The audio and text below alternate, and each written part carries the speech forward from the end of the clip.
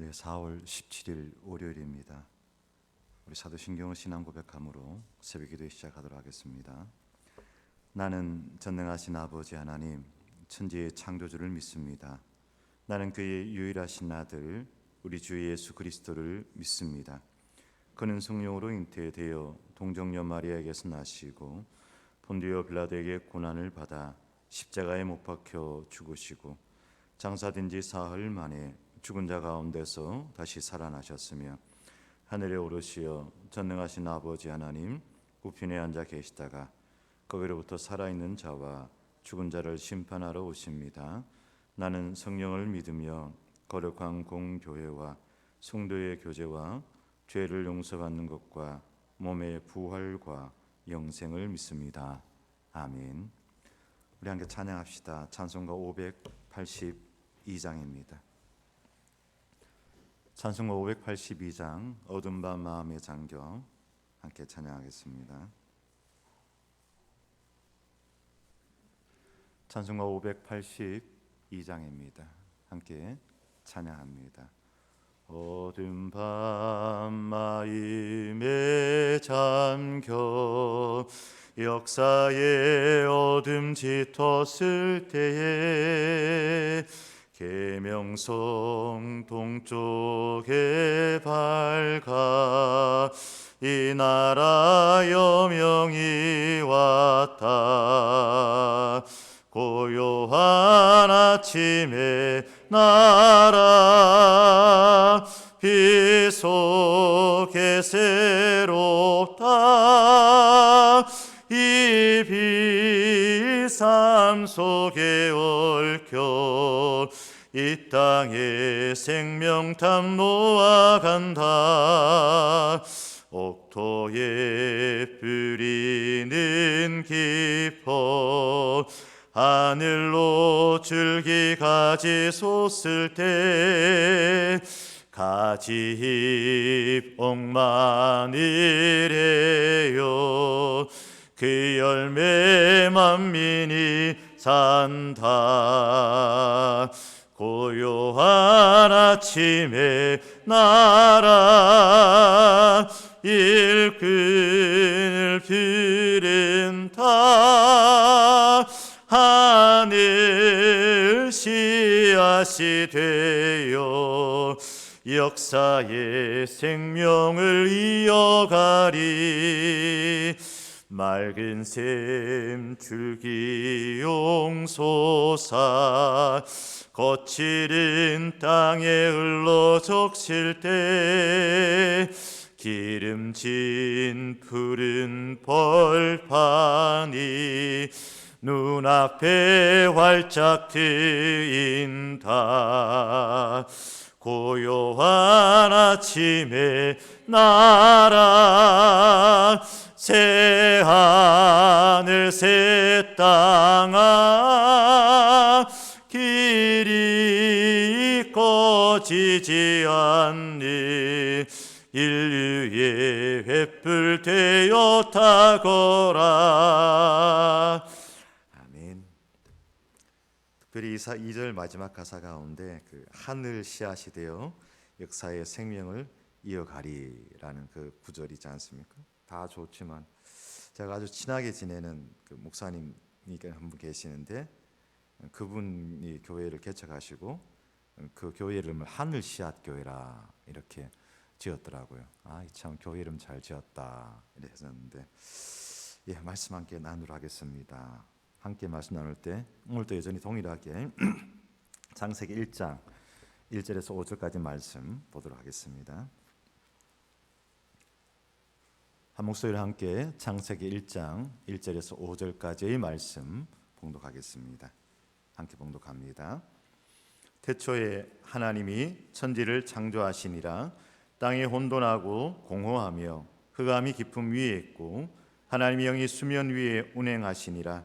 하나님이 이르시되 빛이 있으라 하시니 빛이 있었고 빛이 하나님 보시기에 좋았더라. 하나님이 빛과 어둠을 나누사 하나님이 빛을 낮이라 부르시고 어둠을 밤이라 부르시니라. 저녁이 되고 아침이 되니 이는 첫째 날이니라. 아멘. 또 한 주가 시작됩니다. 이 한 주 믿음으로 시작할 때 하나님의 말씀의 능력이 충만하여서 새로운 창조의 역사가 일어나는 저와 그리고 여러분의 삶이 그리고 우리 평강교회가 되기를 간절히 소망합니다. 우리가 1장 2절 말씀을 두고 땅이 혼돈하고 공허하며 흑암이 깊음 위에 있고라고 하였는데 이 구절을 두고 지난주 이렇게 보았었지요. 인생이 혼돈하고 공허하며 흑암이 깊음 위에 있다라고 읽어야 한다라고 하였습니다. 개인의 삶이 그러하더라는 것입니다. 저와 여러분의 삶이 그러하더라라는 것입니다. 우리 안에 많은 혼돈이 있습니다. 우리 안에 많은 갈등이 있습니다. 이렇게 할까 저렇게 할까 갈등이 있습니다. 옛날에 그 시인과 촌장의 하덕규 씨가 지금은 목사님이 되었죠. 목사가 되었죠. 그 불렀던 그리고 그 이후에 조성모라는 가수가 또 리메이크를 했던 가시나무라는 그 노래가 있지 않습니까? 내 속에 내가 너무 많아. 내 속에 내가 너무 많다는 겁니다. 내 속에 다양한 내가 있다라는 것이죠. 그래 그 속에서 서로 갈등하고 싸우고 분주하다는 것이죠. 그러다 보니까 당신이 쉴 곳이 없다. 당신이 쉴 곳이 없다라고 합니다. 이제는 목사님 되신 하 목사님 이야기하시는 가운데 그 신앙적인 고백인 것이죠. 내 속에서 나로 충만한 거죠. 내 속에서 내가 막 갈등하는 거죠. 그러다 보니까 하나님이 와서 깃들일 공간이 없는 거죠. 그 누군가가 힘들고 하고 아파하는 자들이 와서 잠시 기댈 그런 공간이 없는 거죠. 그러한 모습이 어쩌면 우리의 모습이다라는 것입니다. 그래야 우리 안에 뭔가 가득 차 있는 것 같은데 공허합니다. 바쁜 것 같고 분주한 것 같은데 내 속에 허합니다. 그리고 내 안에 많은 어두움이 있습니다. 그것이 이 시대를 살아가는 많은 이들의 모습이더라는 것입니다. 언제 한번 이야기했잖아요. 가만히 누군가 그냥 가만히 손을 한번 잡아주고 괜찮아라는 이야기를 할 때 뜬금없는 것 같지만은 그 괜찮다라는 말에 눈물을 뚝뚝 흘릴 사람들이 이 땅에 참 많이 있다고. 별말 아니잖아요. 그냥 괜찮아, 잘하고 있어. 이 말 하나에 많은 사람들이 가슴이 뭉클해지고 울컥하기도 하고 그렇다라는 것입니다. 그런데 이러한 모습은 한 개인의 삶뿐만 아니라 인류의 역사에서도 그대로 드러납니다. 하나님이 없는, 하나님이 쉴 곳이 없는, 하나님과 함께하지 않는 역사는 혼돈하고 공허하며 흑암이 깊음 위에 있습니다. 그래서 다시 2절을 이렇게 읽을 수 있다라는 것이죠. 역사가 혼돈하고 공허하며 흑암이 깊음 위에 있더라. 나라가, 세상이 혼돈하고 공허하며 흑암이 깊음 위에 있더라. 이렇게 이스라엘 백성들은 읽지 않았을까? 여러분, 창세기가 먼저 쓰여졌을까요? 출애굽기가 먼저 쓰여졌을까요? 순서가 창세기, 출애굽기, 레위기 이렇게 되잖아요. 그럼 창세기는 제일 나중에 쓰여진 거예요. 기록되어진 거예요. 창세기는 이스라엘 백성들의 가장 근원이 되는 것은 출애굽기입니다. 출애굽기. 그 속에서 레위기가 그 신앙의 그 뿌리를 확 잡고 있는 거고. 그래서 레위기, 출애굽기 사실은 이 창세기는 그 다음에 쓰여집니다. 그러나 이들의 고백은 뭐냐? 바벨론 포로로 붙잡혀 갔을 때 그들의 인생과 그들의 민족이 혼란 가운데 있을 때 그들의 신앙의 근거들, 뿌리들을 찾아가는 가운데 이 창세기가 물론 흩어졌던 이야기들이죠. 흩어졌던 이야기들이 모아진 거죠. 그 당시 그들은 그 성경을 지금 이 시대가 혼란하고 공허하며 흑암이 깊음 위에 있습니다라고 이 성경을 읽었을 것이다라는 것입니다. 그들에게는 하나님 율법대로 세상이 굴러가지 않는 것이 혼돈이었습니다. 하나님이 전부입니다. 하나님은 위대하시고 엄청나신 분이신 것이죠. 능력이 하나님이고 전지전능이 하나님이고 무소부재의 하나님인데, 그런데 그 하나님이 세상을 바라보니까 안 보이는 것 같은 거죠. 그래서 이사야 선지자는 그런 표현을 썼잖아요. 숨어 계시는 하나님. 저는 그 표현이 참 좋더라고요. 숨어 계시는 하나님. 하나님 계시긴 계시는데 어디 숨어 계시는 것 같아. 가끔 인생을 살아가면서 그런 적 없었나요? 하나님과 숨막꼭질 하는 것 같아. 내가 막 하나님 찾을 때는 하나님 없는 것 같고, 하나님 나를 막 찾을 때는 내가 어디 숨어 있고, 그럴 때가 있더라는 것입니다. 그래서 에레미야는 이렇게 이야기를 합니다. 내 백성이 나를 알지 못하는 어리석은 자요, 지각이 없는 미련한 자식이라. 악을 행하기에는 지각이 있으나 선을 행하기에는 무지하도다. 내가 땅을 본즉 혼돈하고 공허하며 하늘에는 빛이 없으며. 에레미야 4장입니다. 이렇게 이야기하고 있습니다. 이 에레미야 4장 22절 23절에서도 동일하게 어떤 표현이 있느냐? 혼돈과 공허와 빛이 없음이 나옵니다. 에레미야가 바라봤을 때, 눈물의 선지자 에레미야가 바라봤을 때 그 시대, 주전 8세기죠. 주전 8세기 그 이스라엘의 땅을 바라봤을 때 혼돈하였고 공허하였고 빛이 없더라는 것입니다. 사람들이 행동하는 것이 악을 행하는 데는 똑똑해요. 지각이 있어요. 어찌 그리 악을 행하는 데는 머리가 빨리 돌아가는지. 그런데 선을 행하는 데는 사람들이 그리 무지하더라라는 것입니다. 배운 사람이든 못 배운 사람이든 가끔씩 신기해요. 가끔씩 신기하다는 거예요. 제가 아이들을 학교에 보내보니까 야, 스카이 학교 보내는 게 참 대단한 일이구나. 왜 스카이라 했는지 정말 많이 피부로 느끼겠더라고요. 자기도 가고 싶은 마음이 있었고 당연히 있었겠죠. 저희도 뭐 학력지상주의 아니구나 아니야 하면서도 왠지 모르게 조금 가고 싶은, 보내고 싶은 마음이 있었죠. 그런데 보내는 게 정말 힘든 일이더라고요. 그러면서 고백했고 경험했습니다. 공부하는 거는 달란트다. 이 달란트가 없는 아이들한테 공부하라고 막 하는 건 이건 서로 폭력이다. 그런 생각을 해보았습니다. 각자가 잘하는 게 있는데 다시 한번 이 아이들이 대학 가는 과정을 통해서 공부는 달란트구나, 재능이구나 라는 생각을 하였습니다. 그런데 그렇게 똑똑한 사람들이 왜 그렇게 무지하게 행동을 할까? 그런 적 없습니까? 그렇게 똑똑한 사람들이 한 번만 더 생각하면 그게 나쁜 짓을 다 하는데 왜 그렇게 행동했을까? 조금 있으면 다 드러날 일들을 왜 그렇게 했을까? 그런 생각이 들 때가 있지 않습니까? 선을 행하는 데는 사람들이 무지해지더라는 겁니다. 악을 행하는 데는 그렇게 똑똑해지더라는 겁니다. 지각이 없는 미련한 자식처럼 그 시대가 살아가더라는 것입니다. 그러면서 에레미야의 고백은 창세기 1장 2절의 고백처럼 그 시대가 혼돈하고 공허하며 흑암이 가득하더라라고 탄식하고 있습니다. 누가요? 에레미야가 주전 8세기에 살았던 에레미야가 그렇게 고백하고 있습니다. 그런데 여러분, 이 에레미야의 고백이 어떻게 들립니까? 전 세상에, 우리와 딴 세상의 이야기로 들려집니까? 에레미야와 동시대를 살아갔던 미가 선지자나 또는 이사야 선지자의 그런 고백들이 여러분 되게 멀리 느껴집니까? 이 사람들 지금 우리 시대를 보고 이야기하고 있는 것 같다라고 생각될 때는 없습니까? 지금 우리가 살고 있는 포항 땅과 대한민국을 바라보면서 여러분 어떻게 기도하고 있으며 또 어떤 탄식이 터져 나옵니까? 이 시대를 바라보면서 어떤 희망과 어떤 의미와 어떤 빛을 보고 계십니까? 살만한 세상입니까? 아니면 너무나 많은 것을 바꾸어야 될 세상입니까? 하나님 보시기에 심히 좋았다라고 하는 세상이겠습니까? 아니면 노아의 시대와 비슷하게 사람 지으셨음을 한탄해야만 하는 그런 시대이겠습니까?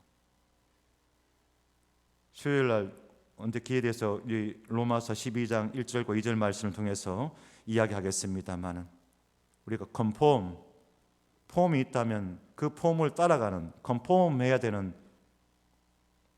시대입니까? 아니면 트랜스폼, 그 폼을 바꿔와야 되는 시대입니까?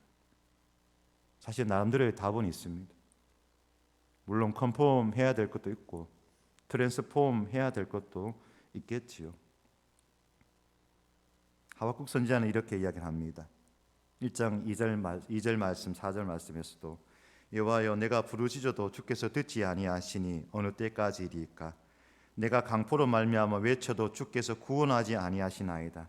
어찌하여 내게 죄악을 보게 하시며 패역을 눈으로 보게 하시나이까? 겁탈과 강포가 내 앞에 있고 변론과 분쟁이 있나이다.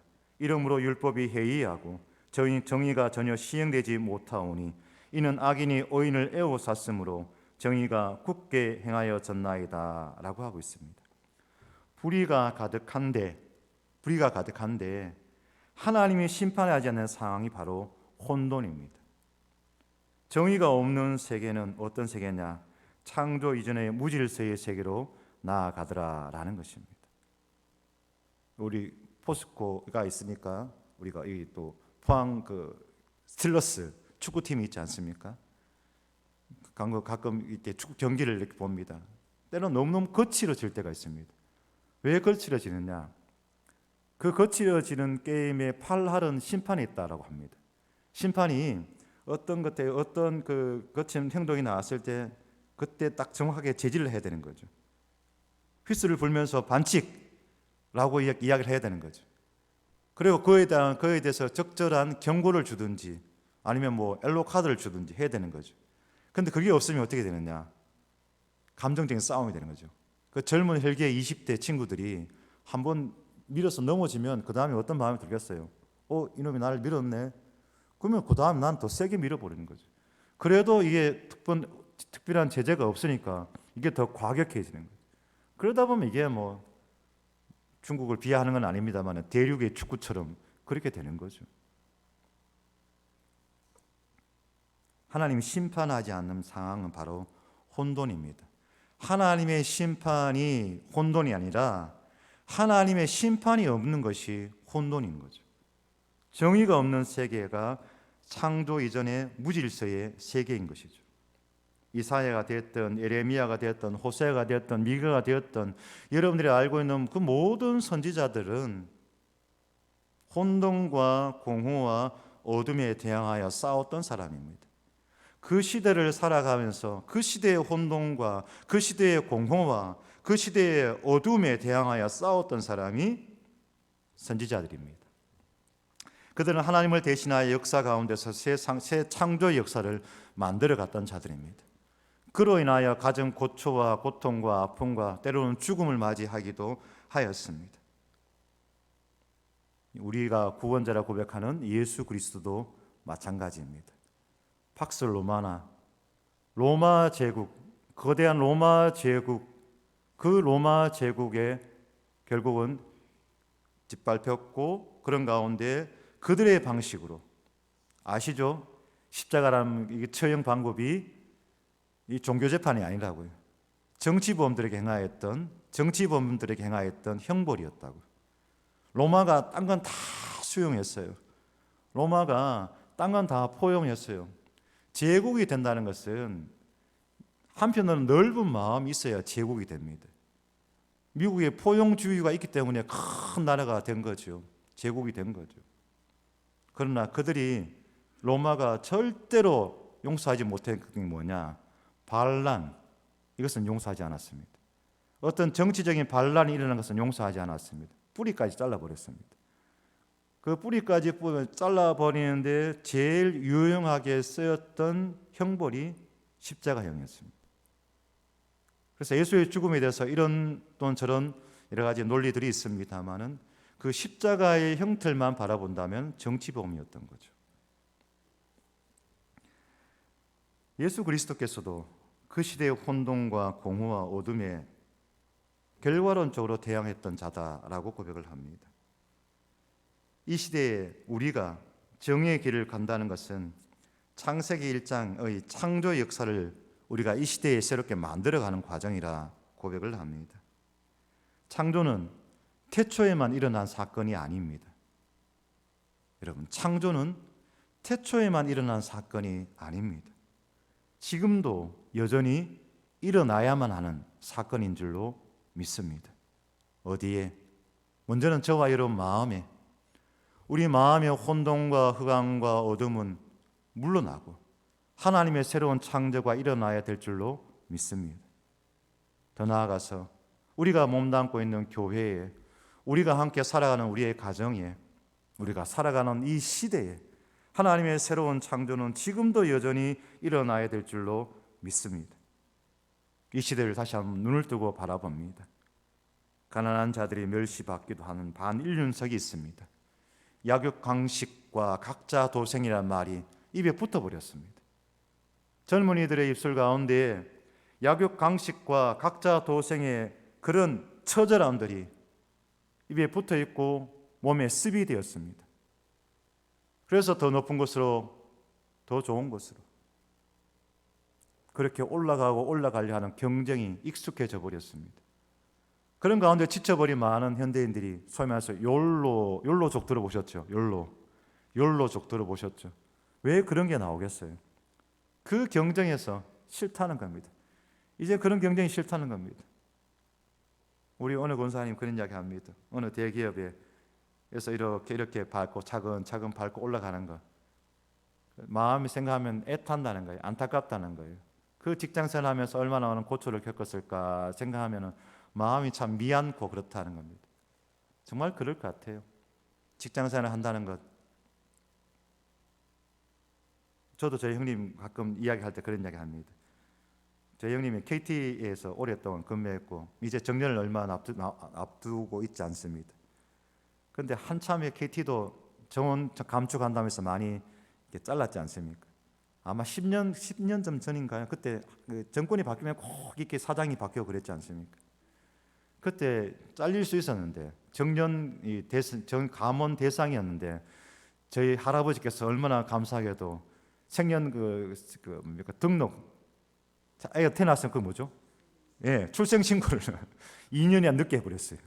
2년이나 늦게 해버려가지고 원래 저희 형님이 63년생인데 65년생이 되어가지고 딱 그 위에 딱 커트라인이 걸린 거예요. 그래서 그 대상이 안 되고 살아남아서 결국은 지점장 달고 그 다음에 지금은 편안하게 이렇게 은퇴를 기다리고 있더라고요. 있던데, 근데 그때 했던 이야기입니다. 형님 살기가 너무 힘들고 쪼쪼 이런 했더니만, 야, 직장은 진짜 전쟁터다 뭐 이런 이야기를 하더라고요. 그런 거죠. 그 속에서 지금 살아가고 있다라는 것입니다. 인간의 이기심과 욕망을 자극하는 자본주의의 물신성이 이 시대를 이끌어가고 있습니다. 만몬주의라 이렇게 이야기를 합니다. 모든 이익과 권력을 혼자만 독차지하려는 독점과 독재, 독점이 점점 더 커지고 있는 것 여러분 많이 느끼시지 않습니까? 독점. 중소기업이나 아니면 사회 중산층들이 이렇게 나름대로 큰 사회의 기둥 역할을 해야 되고 허리 역할을 해야 되는데 점점 더 큰 자본들이 더 많은 것들을 향유하고 누리고 있는 그 독점들이 더욱더 늘어나고 있는 것이죠.